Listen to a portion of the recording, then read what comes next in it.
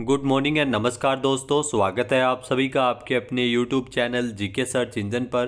तो दोस्तों आज है 19 मार्च और 19 मार्च से रिलेटेड राजस्थान करंट अफेयर्स के जितने भी इम्पोर्टेंट क्वेश्चन हैं उन सभी को हम इस वीडियो में डिस्कस करने वाले हैं। तो पूरा वीडियो बहुत ध्यान से देखना और वीडियो के एंड में मैं आपसे एक क्वेश्चन भी पूछूंगा जिसका आंसर आप सभी को कमेंट बॉक्स में देना है। कल के वीडियो में मैंने आपसे एक क्वेश्चन पूछा था जो था राजस्थान के किस बाघ अभयारण्य में बाघिन ST2 का स्टैचू तैयार किया जा रहा है। तो यह स्टैचू तैयार किया जा रहा है सरिस्का टाइगर रिजर्व में, यानी कि बी ऑप्शन इसका बिल्कुल सही था। जिन दोस्तों ने बी ऑप्शन कमेंट बॉक्स में सही जवाब दिया था उनको हार्दिक शुभकामनाएं।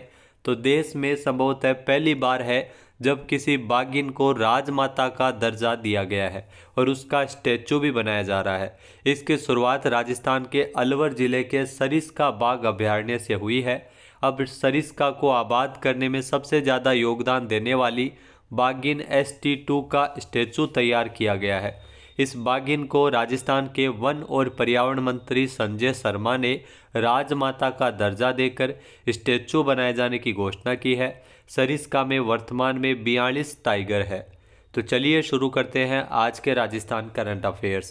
पहला क्वेश्चन है, भारत के तीसरे स्वदेशी 700 megawatt pressurised heavy water reactor को सफलतापूर्वक कहाँ शुरू किया गया है। तो इसकी शुरुआत है वो राजस्थान में हुई है। सी ऑप्शन यहाँ पर बिल्कुल सही है। आइए जानते हैं इम्पोर्टेंट फैक्ट्स।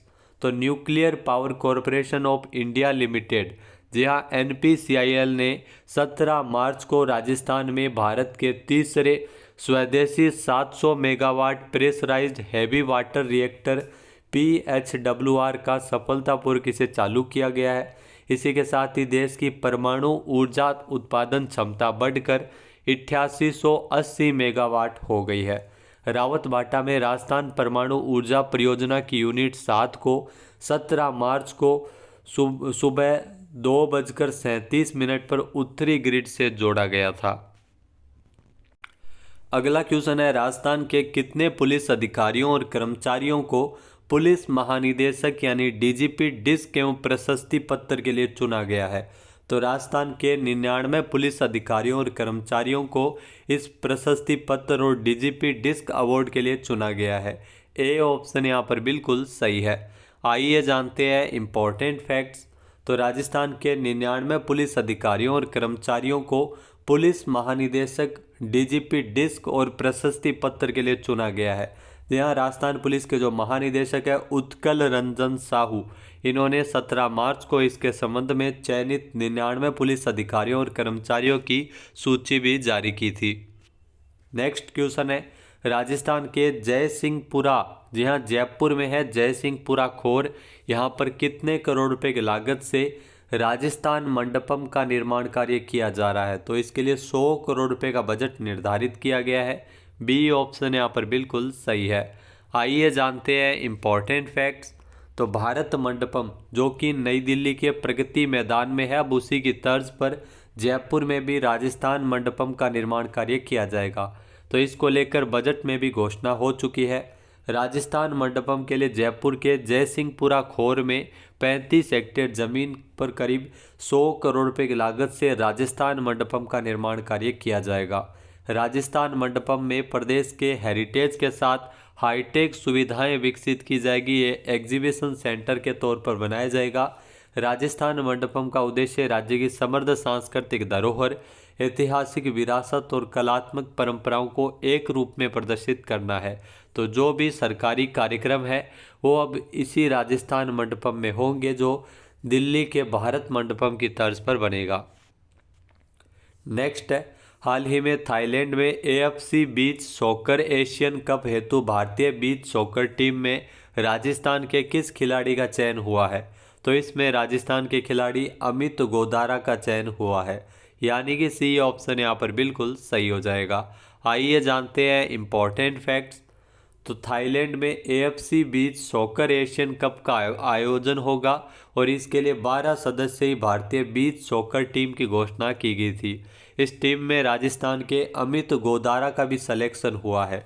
मलेशिया के मोहम्मद फैजल बिन सूद भारतीय बीच सॉकर टीम के कोच है। भारत अपने मैच मेजबान थाईलैंड से 20 मार्च को और 22 मार्च को कुवैत से और 24 मार्च को लेबनान से खेलेगा। नेक्स्ट क्वेश्चन है, राजस्थान में किसे वर्ल्ड एनिमल वेलफेयर अवार्ड 2025 से सम्मानित किया गया है? तो ये पुरस्कार मिला है डॉक्टर संगीता भोवाल को, जो आप तस्वीर में देख रहे हैं, यानी कि सी ऑप्शन यहाँ पर बिल्कुल सही हो जाएगा। आइए जानते हैं इम्पोर्टेंट फैक्ट्स। तो राजस्थान में गॉडशिप एकेडमी की निदेशक डॉक्टर संगीता भोवाल, इनको वर्ल्ड संगठन ने वर्ल्ड एनिमल वेलफेयर अवार्ड 2025 से सम्मानित किया है। यह सम्मान पशु कल्याण के क्षेत्र में उनके निस्वार्थ सहयोग और जागरूकता एवं प्रयासों के लिए दिया गया है। प्रदेश में पर्यावरण, वन्य जीव संरक्षण और पशु कल्याण के क्षेत्र में कार्यरत अग्रणी वर्ल्ड संगठन द्वारा पशुपालन और पशु कल्याण जागरूकता माह 2025 के अवसर पर यह सम्मानित किया गया है। नेक्स्ट है, मुख्यमंत्री आयुष्मान जीवन रक्षा योजना के तहत गुड सैमरिटन को दी जाने वाली प्रोत्साहन राशि को 5,000 रुपये, यहाँ पर 5,000 रुपये है तो 5,000 रुपये के स्थान पर बढ़ाकर इसे कितना किया गया है? जी हाँ दोस्तों, अब इसमें 5,000 रुपये के स्थान पर 10,000 रुपये मिलेंगे, यानी कि ए ऑप्शन यहाँ पर बिल्कुल सही है। इस राशि को दोगुना किया गया है। आइए जानते हैं इम्पोर्टेंट फैक्ट्स। जी हाँ, भजनलाल सरकार ने अब गुड सैमरिटन योजना में पुरस्कार राशि को दोगुना किया है, यानी अब गुड सैमरिटन को दी जाने वाली राशि दोगुनी हो गई है। मुख्यमंत्री आयुष्मान जीवन रक्षा योजना के तहत गुड सैमरिटन को जो समय पर अस्पताल पहुंचाने वाले, जो घायलों को समय पर अस्पताल पहुंचाते हैं, अब उनको 5,000 रुपये के स्थान पर अब उनको 10,000 रुपये मिलेंगे, यानी इसमें दुगनी बढ़ोतरी की गई है। नेक्स्ट है, राजस्थान के किस जिले में प्रसिद्ध कवि लक्ष्मण दान कविया, जिनको कवि काग पुरस्कार से सम्मानित किया गया? तो लक्ष्मण दान कविया, इनका संबंध नागौर जिले से है, इनको कवि काग पुरस्कार से नवाजा गया है, यानी कि बी ऑप्शन यहाँ पर बिल्कुल सही है। आइए जानते हैं इम्पोर्टेंट फैक्ट्स। तो राजस्थान में नागौर जिले के कवि लक्ष्मण दान कविया, इनको कवि काग पुरस्कार से सम्मानित किया गया है। लक्ष्मण दान देश के पहले ऐसे कवि हैं जिनके 7 सतसई प्रकाशित हुए हैं।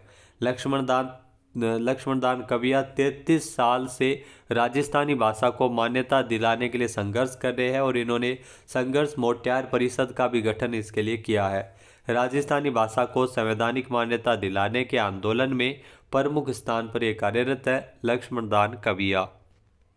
नेक्स्ट है, राजस्थान में अब संशोधित पार्वती कालीसिंध चंबल लिंक परियोजना का नाम बदलकर क्या किया गया है?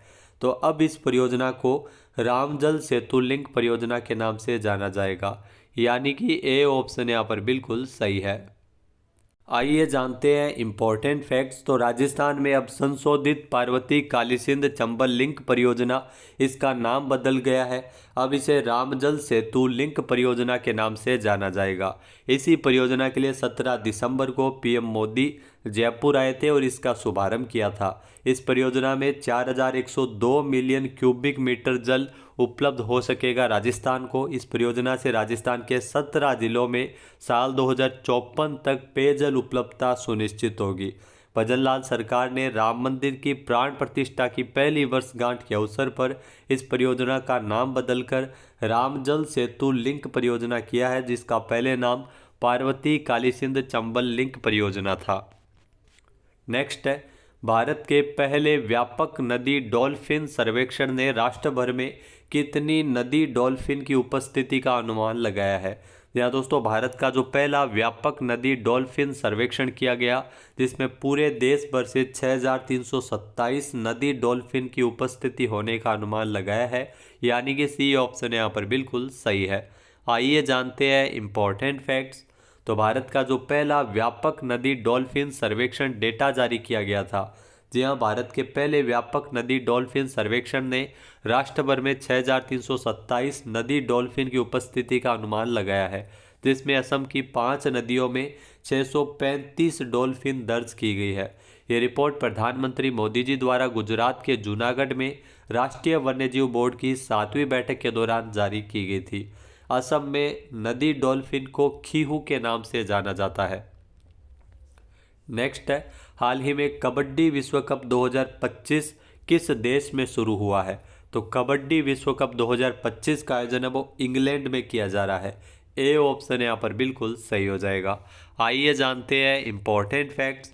तो कबड्डी विश्व कप 2025 है वो इंग्लैंड में शुरू हो चुका है। ये विश्व कबड्डी के द्वारा आयोजित कबड्डी विश्व कप का दूसरा संस्करण है। जी हाँ, दूसरा संस्करण है जो आयोजित किया जा रहा है इंग्लैंड में। कबड्डी विश्व कप 2025 है वो 17 से लेकर 23 मार्च तक खेला जाएगा इंग्लैंड में। साल 2019 में मलेशिया द्वारा आयोजित उद्घाटन संस्करण यानी पहला जो कबड्डी विश्व कप मलेशिया में आयोजित हुआ था, उसमें भारत ने पुरुष और महिला वर्ग दोनों वर्ग के खिताब जीते थे। साथ ही पहली बार है जब कबड्डी विश्व कप एशिया के बाहर आयोजित किया गया है। अब बात करते हैं आज के हमारे क्विज के, जिसका आंसर आप सभी को कमेंट बॉक्स में देना है। तो आज का क्विज है, हाल ही में किस राज्य सरकार के द्वारा पंडित दीनदयाल उपाध्याय गरीबी मुक्त गांव योजना शुरू किए जाने की घोषणा की गई है? एक बार फिर से सुनिएगा, किस राज्य सरकार के द्वारा पंडित दीनदयाल उपाध्याय गरीबी मुक्त गांव योजना शुरू किए जाने की घोषणा की गई है? सही आंसर आपको कमेंट बॉक्स में देना है। वीडियो कैसा लगा कमेंट करके ज़रूर बताइएगा। थोड़ा गला खराब है इसलिए थोड़ा एडजस्ट आपको करना पड़ेगा। जय हिंद, जय भारत, जय राजस्थान।